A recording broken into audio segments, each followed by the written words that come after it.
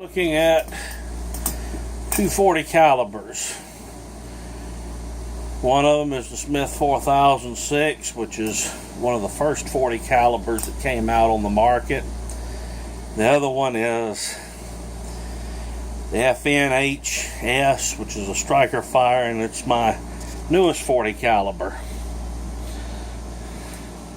The 40 caliber's been with us now a little over 20 years. It was developed from the 10 millimeter, and a lot of people in the last 5-6 years have been real quick to say, oh, the 40 calibers are dying around. Well, number one, there's too many guns in circulation that use this cartridge for it to just die out and disappear overnight. It's not going to happen. The FBI has released a report saying we're going back to the 9 millimeter because we've had improvements in ballistics and ammunition, and we want to go back with it because, well, number one, 115 grain bullet is a 115 grain bullet. With the 40 caliber, I shoot 180. I have worked with other bullet weights down to 135, up to 220, and the 180 that the cartridge was designed around simply gives me the best results. And I shoot the Remington Ultimate Defense in almost all of my 40 calibers for serious use. I've used it when they were marketing as the Golden Saber bullet, and had satisfactory results. The lighter weight bullets, and this is with hand loads or factory ammunition. Number one, you get a lot of unburnt powder. Number two, even though the bullet's lighter, you get a lot more snap and bite out of it because they're loading it to a higher pressure. I can shoot these 180 grain bullets, which the 180 grain, the heavier bullet, gives me a significant ballistic advantage over the lighter 155. Also gives the rifling more surface area to grip whenever the bullet's coming down the barrel, and allows it to spin truer and shoot more accurately.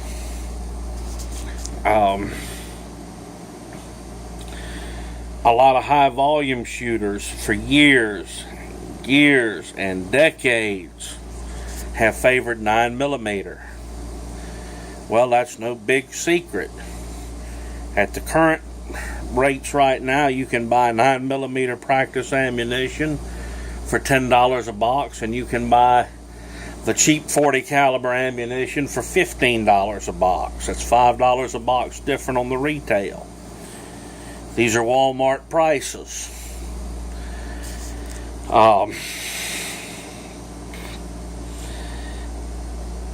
Yeah, I can understand shooting the 9 millimeter when dollars and cents come into play.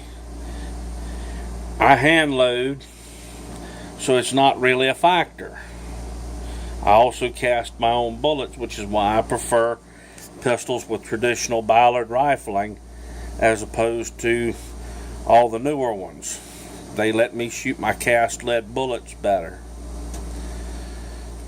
Some people are going to say, well, that shouldn't be a factor. Would you ever shoot somebody with a hand load? If that's what I had in my gun, yes. I don't have time to change ammunition. Hold on. Don't kick in my door yet. I got to get a friendly bullet for you that's more politically correct.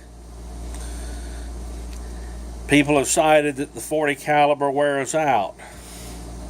That 4006 has had 500,000 rounds put through it. I have changed one part in it, and that is the bar that goes between the trigger and the hammer. One broken part in 20 years. Yippee!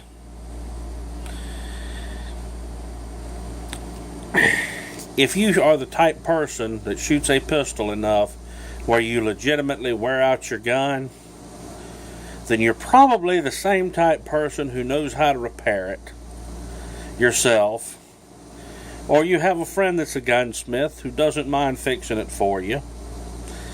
And the average person simply is not going to shoot their pistol enough to wear it out. We're talking several 100,000 rounds.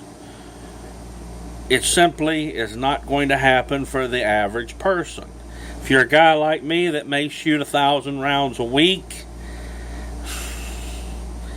yeah, you probably going to have some parts breakages, but you're probably, again, the same guy that knows how to fix his own gun.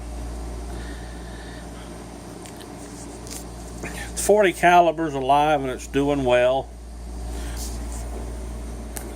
180 grain Golden Saber, it's doing well. It's been my go-to bullet for a lot of years. Am I saying the 40 caliber is superior to any other cartridge? No.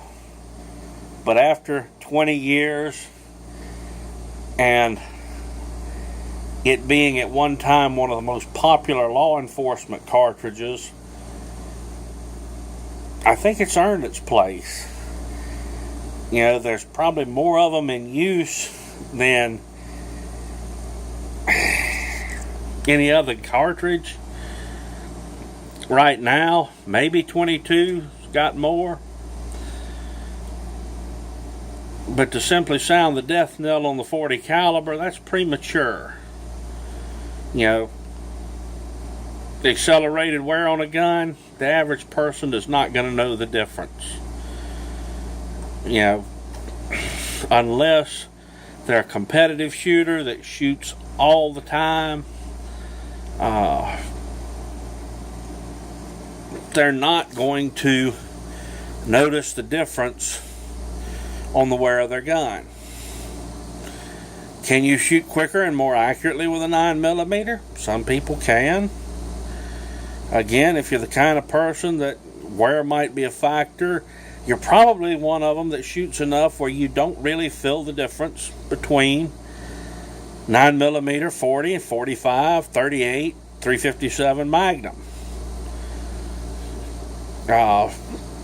They're just, as far as recoil and being able to be on target, you're probably going to be golden. The thing here is, if everybody's saying, well, the 40 caliber's dying out and all the agencies are going back to 9mm, this may be a good time to get you a 40 caliber at a good price, particularly on a police trade-in. The interesting thing, when ammunition was short and it was scarce and it was harder to obtain, I could not find in some cases 9mm ammunition of any type. 45 got scarce, but I could generally always find 40 caliber on the Walmart shelf. I could find it at my dealers. Wasn't an issue. People like to say, well, the 9mm operates at a lower pressure. It does for practice ammunition. Your NATO spec ball ammunition that the military uses pushes a 124 grain full metal jacket bullet at 1,250 feet a second. The ammunition that you buy for practice is generally 115 full metal jacket at around 1,000 feet a second. The plus P and plus P plus loads that would stay in a 9mm are running closer to that NATO spec round.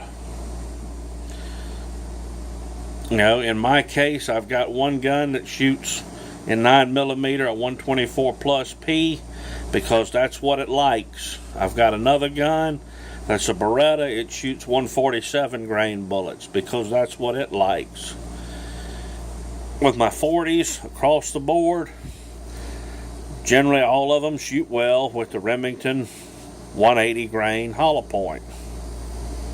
So if I'm having to feed multiple 40 calibers, I can do it with one type of bullet versus having to find one that each gun likes. Will I still take the time and find what each gun likes? Yeah. But overall, the 40 caliber is still an alive and well and a good cartridge. Shoots 180 grain bullet.